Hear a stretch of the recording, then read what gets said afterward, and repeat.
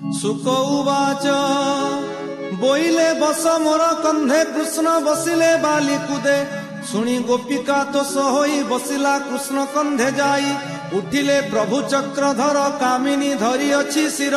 केते हे दूर बने जाई अंतर हेले भावग्राही गोपी पड़िला मुख माड़ी अधर ओष्ठ गला छिड़ी दंडे होइला मुरुचित उठी लोड़ई गोपीनाथ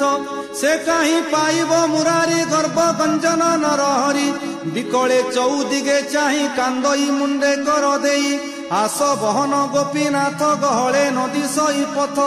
मोते निश्चय नाश कलु गोपींक संग छड़ाइलु पूर्वर भाग्य तोते देखी एबे होइली निरीमाखी एका करिण मते आनी सुखे रमिलु बेणु पाणी मु दुखी कली द्रोह कर्म मते होइली मति भ्रम कंधरे बसा बोइली अज्ञाने देह पासरिली अबला जन्म मात्र केते जहु मु रमिली एकांते कि दोष कली मुहि तोरे निवेशी गलु बन घरे एमंते कांदई तरुणी कृष्ण हसिले ताहा शुणी भावकु निकट गोसाई भावे पालटा वस्त्र बही निकटे थाई न दिशंती गर्भ क्षणे न सहंती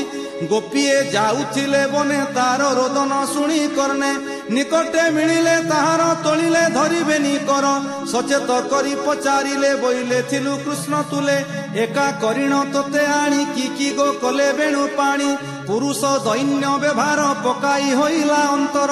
तोते पकाई घोर बने गोविंद गले केउ स्थाने एड़े निष्ठुर तार देही पुतना प्राण अछि खाई अनेक हत्या अछि करी एबे खाइब गोप नारी ओइलु तार बेणु स्वने घोर गहन वृंदावने छाड़िलु गृह सुत कांत ए बने होइलु अनाथ